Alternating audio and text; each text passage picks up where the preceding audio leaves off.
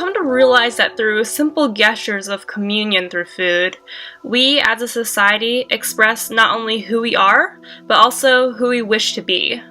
I grew up in a family where my mom and dad wanted to raise me in a household where I didn't have to worry.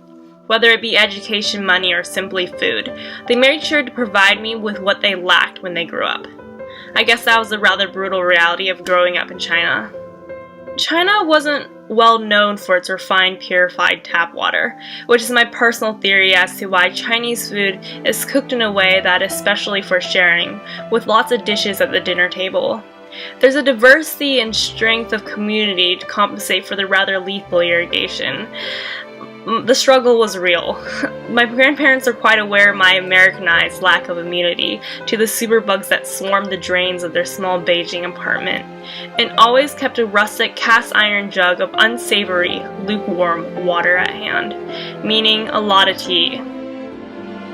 To begin with, I was never fond of what seemed to be stale water simply sitting catching dust, at times quite literally. The lack of a readily available clean water supply seemed rather shameful to me. I was much more entertained with the actual Chinese children that lived a few floors away in the same complex. At one point, we were all chattering away, describing each other in Chinese. I promptly called someone fei, which means fat in Chinese, all the while thoroughly explaining what it meant to the clueless girl by grabbing her rolls of flesh that generously protruded over her waistline. As a young, naive child, you could imagine how much trouble I brought upon myself. It was seldom that I visited my grandparents, although they would never fail to keep me from participating in post-dinner sit-downs, no matter how old I was upon my summer vacations. I was more than happy to oblige after I was excommunicated from the real Chinese kids playgroup. Despite avoiding the unwanted confrontation, I still wasn't thrilled to sit through hours on end of waiting for the tea to mature its flavor in the dusty water and idle chatter, the latter of which I could barely catch on to due to my minimal understanding of the native dialect at the time.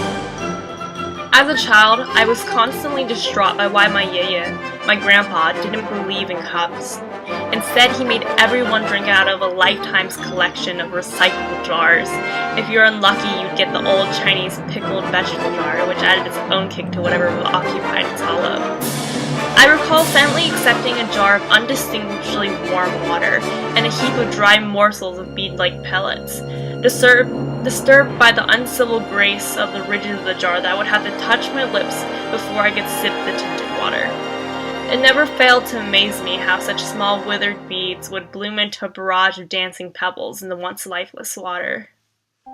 Soon I grew fond of those soothing predicaments brought upon the late-night tea sessions. Tea allowed us to peacefully sit and reflect upon our own views of the world and ourselves. Still, it wouldn't be years later until I found out what I thought was the king of teas was actually maicha, or barley tea. Something only lower-class peasants drank back in ancient China since they couldn't afford herbal tea. Barley tea was only the first stepping stone. I eventually moved beyond the warm, homey sensations of wheat and lace tea. During the season's gathering, it isn't uncommon to find my family huddled around a traditional bamboo gongfu tea table, sitting into the dimming hours of the evening, drinking a variety of rich teas, muli hua tea, Qiming black tea, and jasmine green tea. We'd wait patiently as the faint scarlet brew darkened into a deep burgundy, intensifying the flavor, a much more privileged experience than weak barley tea in a glass jar. One does not become an adult in the abstract, but rather through the life-giving and essential nature of consumption such as tea, which was imbued with meaning.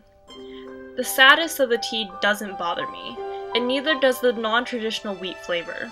It was just good enough that everyone could sit down together, as if we were not simply together for such a fleeting moment, leisurely admiring the beautiful hues of the tea, unique to every cup and batch through the clear glass jars. That was the brutal reality of tea.